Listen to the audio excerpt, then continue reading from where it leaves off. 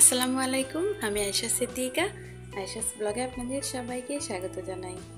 কাছে এবং দূরে যে যেখান থেকে আমার ভিডিওটি দেখছেন, আশা করছি আল্লাহর রহমতে সবাই ভালো আছেন।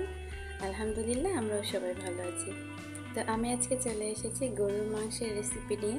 তো সামনেই যেহেতু কুরবানির ঈদ আসছে, তো হাতে মাখা গরুর মাংসের রেসিপি আজকে শেয়ার করব। আর অসম্ভব মজার এই রেসিপি। তো চলুন কথা না বাড়িয়ে শুরু করি রেসিপিটি। তো আমি প্রথমে এখানে একটি প্যান নিয়ে নিয়েছি। এবার এতে সাদা তেল দিয়ে দিব পরিমাপ মতো।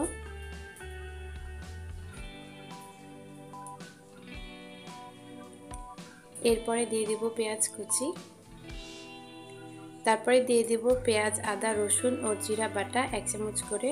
তো আমি সবগুলোকে ব্লেন্ডারে একসঙ্গে ব্লেন্ড করে নিয়েছিলাম। এরপরে দিয়ে দিব রাঁধুনি গরুর মাংসের মশলা, যেটা থাকে গরম মশলা রেডি মিক্স। তো ওইটা আমি একটু পেস্ট করে রেখেছিলাম। তো এখানে 1 প্যাকেট মশলা আছে, আমি পুরোটাই দিয়ে দিচ্ছি। আপনাদের হাতে যদি সময় থাকে তাহলে আপনারা অবশ্যই গরম মশলাটা বেটে দেওয়ার চেষ্টা করবেন। এরপরে দিয়ে দিচ্ছি স্বাদ অনুযায়ী লবণ,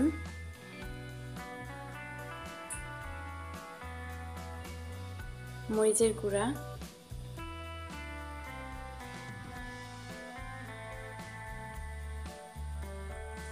হলুদের গুঁড়া,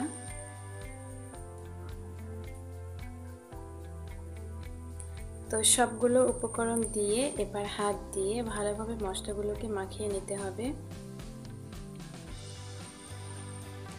আপনার এই মাখানোর উপর কিন্তু ডিপেন্ড করবে যে মাংস রান্নার পরে টেস্টটা কেমন আসবে। এই মাখানোর কাজটা যদি ভালোভাবে করেন তাহলে কিন্তু মাংস রান্নার পরে টেস্টটা অনেক ভালো আসে। তো আমার মশলাগুলো মাখিয়ে নেওয়া হয়ে গেছে। এবারে আমি গরুর মাংসগুলো দিয়ে দিব। তো আমি যেহেতু আলু খেতে অনেক বেশি পছন্দ করি, মাংসের ভিতরে আলু দিয়ে দিয়েছি আগের থেকেই।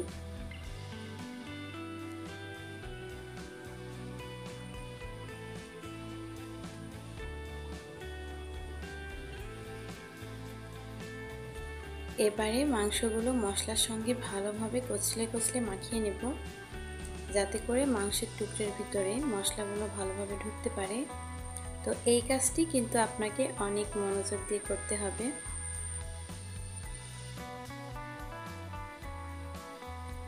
সব সময় তো একরকমভাবে মাংস রান্না করে খেয়ে থাকেন, তবে একদিন এভাবে হাতে মেখে মাংস রান্না করে খেয়ে দেখবেন, নিরাশ হবেন না। এত মজা হয় কি বলবো। তো মাংসগুলো আমার মাখানো হয়ে গেছে, আমি কিন্তু এখনই পানি দিইনি। তো এবারে আমি চুলায় দিয়ে দেব। আর এই তো দেখুন, ফিরে এলাম কিছুক্ষণ পরে। তো মাংস থেকে কিন্তু কিছুটা পরিমাপে পানি ছেড়েছে। তো এই পানিটা দিয়ে আমি আগে কষিয়ে নিব, যদি প্রয়োজন হয় তাহলে সামান্য একটু পানি দেব, নয়তোবা দেব না। আর হ্যাঁ, আপনাদেরকে একটা কথা বলতে ভুলে গেছি, সেটা হলো মাংসটা মাখিয়ে কিন্তু কিছুক্ষণের জন্য আমি রেখে দিইনি। এটা না রেখে দিলেও চলবে, সঙ্গে সঙ্গে কিন্তু আমি চুলাতে দিয়ে দিয়েছিলাম। তো ভালোভাবে কিছুক্ষণ নাড়াচাড়া দিয়ে আমি আবারও ঢাকা দিয়ে রেখে দেব।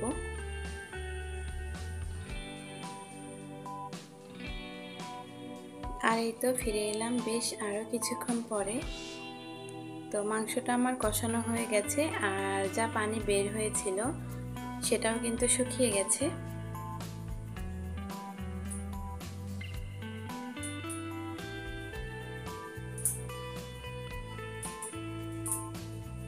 মাংসটা কিন্তু প্রায় সিদ্ধ হয়ে এসেছে।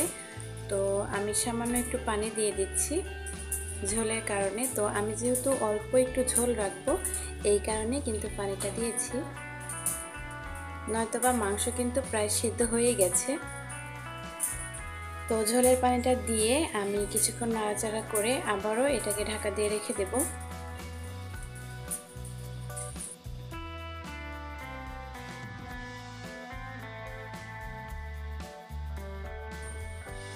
আর এই তো খুব সহজেই তৈরি হয়ে গেল হাতে মাখা গরুর মাংস রান্না। তো আমার আজকের এই রেসিপিটি আপনাদের কাছে কেমন লেগেছে তা অবশ্যই আপনাদের মূল্যবান মতামত জানাবেন কমেন্টের মাধ্যমে। আর যদি আমার রেসিপিটি ভালো লাগে তাহলে অবশ্যই একটি লাইক দিবেন, আর আমার চ্যানেলটি সাবস্ক্রাইব করে আমার পাশেই থাকবেন। আর যারা কাজটি অলরেডি করে ফেলেছেন তাদেরকে অসংখ্য ধন্যবাদ।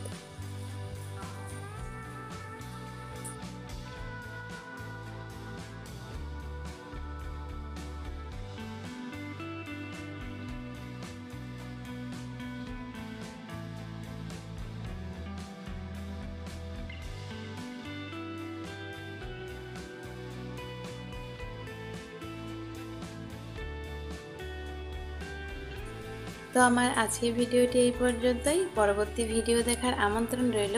আপনাদের সবার সুস্বাস্থ্য ও দীর্ঘায়ু কামনা করে আজকের ভিডিওটি এখানেই শেষ করছি। আল্লাহ হাফেজ। আসসালামু আলাইকুম।